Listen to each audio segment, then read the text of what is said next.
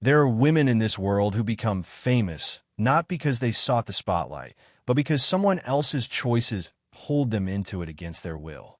Ellen Nordegren is one of those women. For years, the world knew her as the strikingly beautiful Swedish woman standing quietly beside one of the most celebrated athletes in human history. She was composed, elegant, and almost deliberately invisible, a deliberate contrast to the roaring machinery of fame that surrounded Tiger Woods at every turn. Most people assumed that when the scandal broke and the marriage crumbled, she would either disappear entirely or do what so many women in her position had done before: sell her story, build a brand from her pain, and trade her dignity for relevance. But Ellen Nordegren did neither. She did something far more remarkable. She rebuilt herself entirely on her own terms, and the woman she has become today is someone that very few people saw coming. So before we go any further, take a deep breath, because when you see where she is today and what she has built from the wreckage of one of the most public betrayals in sports history, you will be genuinely stunned. To truly understand how extraordinary Ellen Nordegren's transformation has been, you first need to understand where she came from, because her origins could not have been further from the glittering, paparazzi-saturated world she eventually found herself in. Ellen was born on January 1st, 1980, in Stockholm, Sweden, into a family that was defined not by wealth or celebrity, but by intellect, public service, and a deep commitment to doing meaningful work. Her mother, Barbro Holmberg, carved out a distinguished career in Swedish politics and eventually served as the country's Minister for Migration and Asylum Policy, a role that required intelligence, empathy, and considerable strength of character. Her father, Thomas Nordegren, worked as a respected radio journalist and foreign correspondent, spending years reporting from around the world.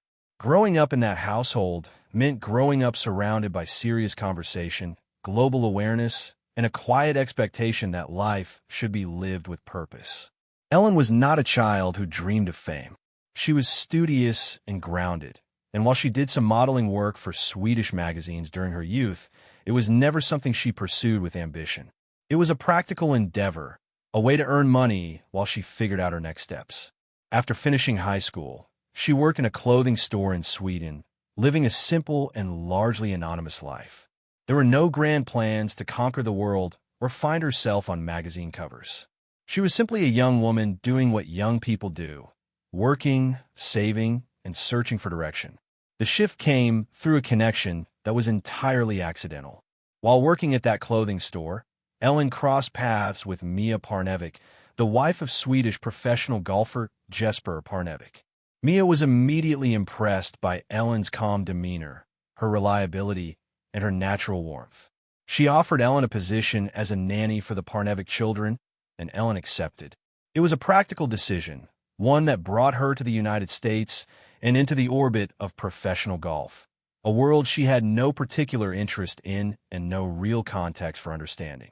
She was simply there to work, to care for children, and to build a stable life. That was all she wanted.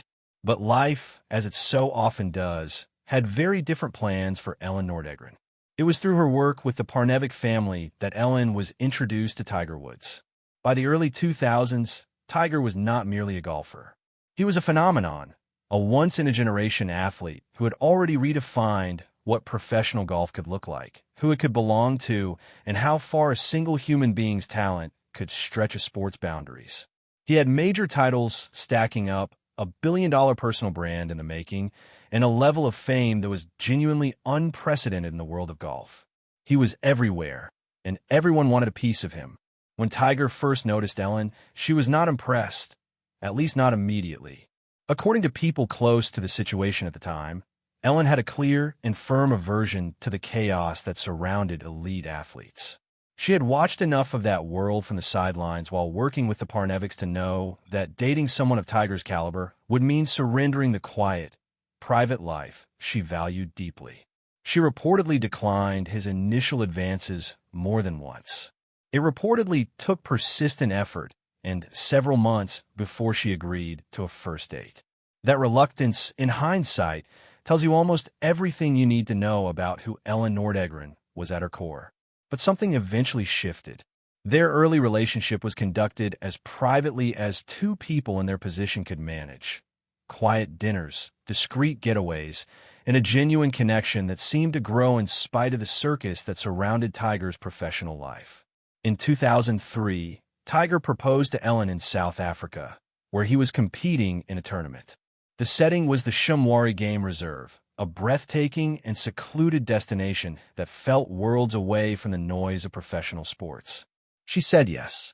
In October 2004, the couple married on the Caribbean island of Barbados at the legendary Sandy Lane Resort, one of the most exclusive and expensive properties in the world. The ceremony was lavish and meticulously private. Dozens of security personnel were deployed to ensure no media intrusion. The guest list was curated. The photographs were never released publicly, and the entire event felt like a deliberate statement.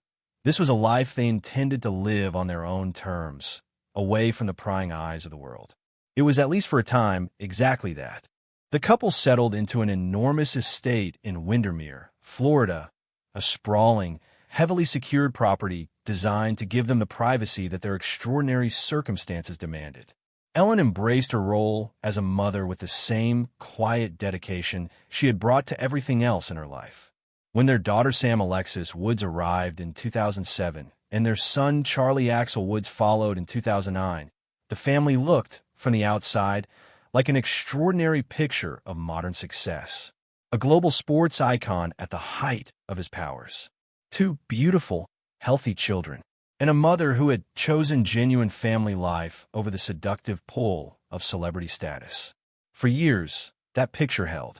Ellen gave no interviews, made no unnecessary public appearances, and politely but firmly refused every invitation to monetize her position or feed the media machine that was desperately hungry for anything related to Tiger Woods. She was defined by her absence from the story as much as anything else. No one outside the household can say with absolute certainty exactly how the cracks in the marriage first appeared. What is known, through subsequent reporting and legal records, is that on the night of November 27, 2009, Thanksgiving weekend, the entire constructed world of the Tiger Woods family came apart in a matter of hours, and the reverberations were felt around the globe. In the early hours of that morning, Tiger Woods drove his Cadillac Escalade out of his driveway and crashed it into a fire hydrant and a tree just steps from his home. What initially appeared to be a minor accident quickly spiraled into something far more revealing. Reports emerged that before the crash, Ellen had discovered text messages on Tiger's phone that raised serious questions about his fidelity. A confrontation had reportedly taken place, and the details that began bleeding into the public domain in the days that followed were staggering in their scope. One by one, women began speaking publicly. Waitresses, nightclub workers, and various individuals from cities across the country, each claiming to have been involved with Tiger Woods during the course of his marriage to Ellen. The number of alleged affairs kept growing. Some provided what they claimed were voicemails and text messages. Others sold their accounts to tabloids. The story consumed every major media outlet on Earth for weeks, and Tiger Woods, the man who had built an entire brand on the imagery of iron, discipline, and flawless character, was suddenly watching that brand dissolve in real time. Corporate partners reacted swiftly. Accenture severed a long-standing sponsorship deal entirely. Gillette reduced his role in their campaigns. Gatorade quietly discontinued a product that had literally been named after him. The financial and reputational damage was historic in scale. Tiger eventually issued a public apology, followed by a formal press conference in February 2010. He admitted to failing his family, announced an indefinite break from professional golf, and spoke about seeking help. For the first time in his public life, the image of invincibility was completely gone. And through all of it, every headline, every new revelation, every wave of public speculation, Ellen Nordegren said absolutely nothing. She was photographed occasionally, walking on the beach, picking up groceries, taking her children to the playground. In every image, she looked composed. She did not cry in public. She did not storm out of courtrooms. She gave no anonymous quotes to tabloids. She offered the media nothing, And that silence was itself a kind of statement that the world found deeply compelling. In August 2010, Ellen Nordegren filed for divorce. The marriage that had once seemed like the most glamorous union in professional sports was formally dissolved in a Florida court. Their legal teams issued a brief, measured joint statement confirming the split and the terms of a shared custody arrangement for Sam and Charlie. There was no public drama, no courtroom spectacle, no victory lap. Reports at the time suggested the financial settlement reached approximately $100 million, which would make it one of the most substantial divorce settlements in celebrity history. The exact figures were never officially confirmed by either party, but the figure became a headline of its own, endlessly speculated upon and analyzed by media outlets looking for any angle they could find. Some coverage tried to frame Ellen as a calculating opportunist. Others cast her as a passive victim. Neither portrait came close to capturing the complexity of what she was actually going through. She gave one interview, a single, extended conversation with People magazine, that served as her only detailed public statement about the scandal and its aftermath. In it, she was honest in a way that was striking precisely because it was so devoid of performance. She said she had been blindsided. She had never suspected what was happening behind her back. She described feeling humiliated and devastated, not only by Tiger's actions, but by the total collapse of a reality she had completely believed in. She said the word betrayal wasn't strong enough to describe what she felt, and that it seemed as though the life she had trusted was one that had never truly existed. She also said something that surprised many people. She spoke about forgiveness, not as something she had already achieved, but as something she was working toward, the final stage of a grieving process she was still navigating with the help of therapy. She was clear that she was not interested in being defined by bitterness, and she was equally clear that she refused to be defined by Tiger's choices. That interview has remained, to this day, the most complete window into her experience of that period. She has never spoken about it publicly again. This is where Ellen Nordegren's story stops being a story about heartbreak and becomes something genuinely inspiring. In the years following the divorce, when the world was watching and waiting to see whether she would crumble or reinvent herself in some predictable, celebrity-approved way, Ellen made a decision that almost no one anticipated. She went back to school. She enrolled at Rollins College in Winter Park, Florida, and committed herself to a full academic program in psychology. This was not a certificate course or a casual audit. She sat in classes, completed assignments, wrote papers, and engaged fully with a rigorous academic curriculum, while also raising 2 children and managing an enormous amount of lingering public attention. In 2014, she graduated with a 3.96 GPA, placing her at the very top of her class.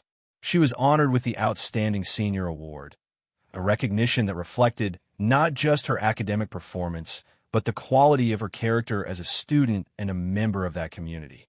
At her graduation ceremony, she gave a brief speech about resilience and gratitude, a quiet, dignified moment that stood in extraordinary contrast to the tabloid storm that had surrounded her just a few years earlier. Simultaneously, Ellen was building something concrete in a world of real estate.